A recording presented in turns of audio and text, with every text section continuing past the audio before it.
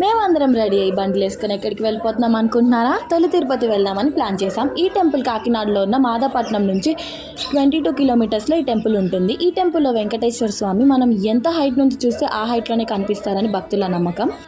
ఈ temple 9000 years back కట్టినట్టు చరిత్ర చెప్తుంది.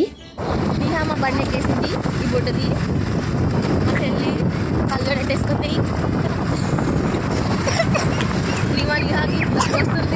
ఇంకా మేము కొబ్బరికాయలు అరటిపళ్ళు తీసుకుని టెంపుల్కి స్టార్ట్ అయ్యాము.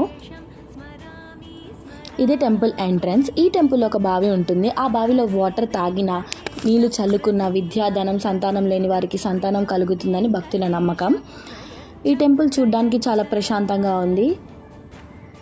టెంపుల్కి వెళ్దాం, వచ్చేయండి.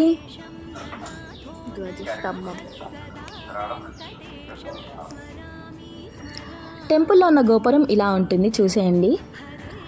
టెంపుల్కి ప్రత్యేకత ఉందని చెప్పాను కదా, ఇదే చూసేయండి. బోర్డు కూడా ఉంటుంది బావి పక్కన. ఇంకా నీళ్ళు చల్లుకుంటారంట. తాగుతారమ్మా, మంచిది. తాగుతారంట. తాబేల్చుడు. ఇంకా మేము టెంపుల్ చూసుకొని ఇంటికి వచ్చేసాం. టెంపుల్ మాత్రం చాలా ప్రశాంతంగా ఉంది.